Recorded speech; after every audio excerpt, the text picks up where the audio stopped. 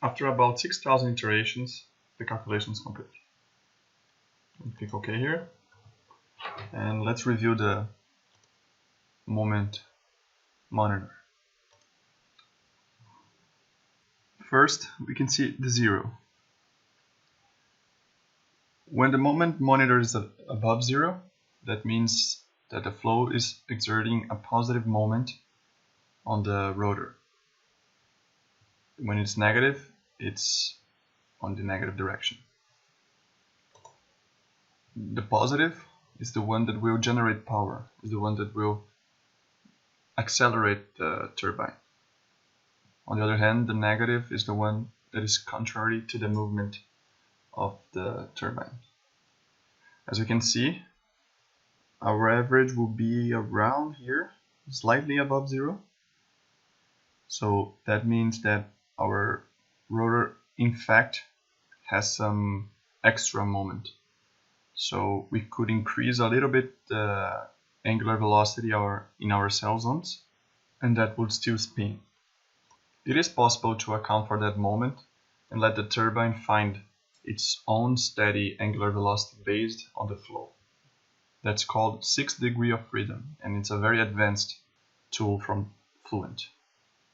Just FYI, you can go under Dynamic Mesh, turn on Dynamic Mesh, and here's the option. Of course, you have to tweak a lot of settings here and here. So let's not deal with that for now.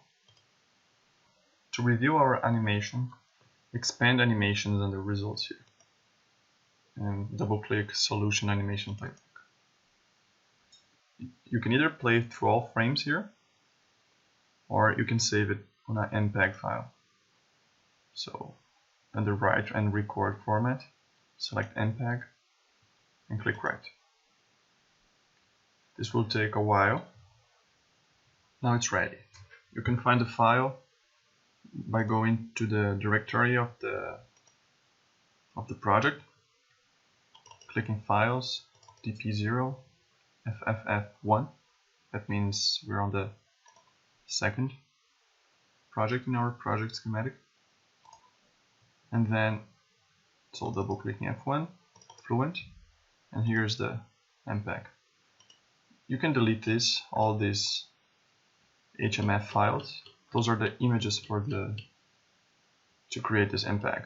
They're very heavy and they're not useful anymore since we already have our video. So shift click, delete. So let's open this. You can see this is a pretty interesting simulation, and unfortunately we haven't placed the turbine in a good position, so the legend is on top of it. But this is pretty to fix, so you just move this slightly to the right on next time. We can see all the vortices down the wake here, which is pretty cool. Back to Fluent and close this. And just a consideration about the moment. To get this accurately, we should have changed the reference values to actual values, especially in area and length, since the moment monitor are normalized by density, which is correct, area, and velocity actually. Let's now analyze the results using CFD post. But first, save the project.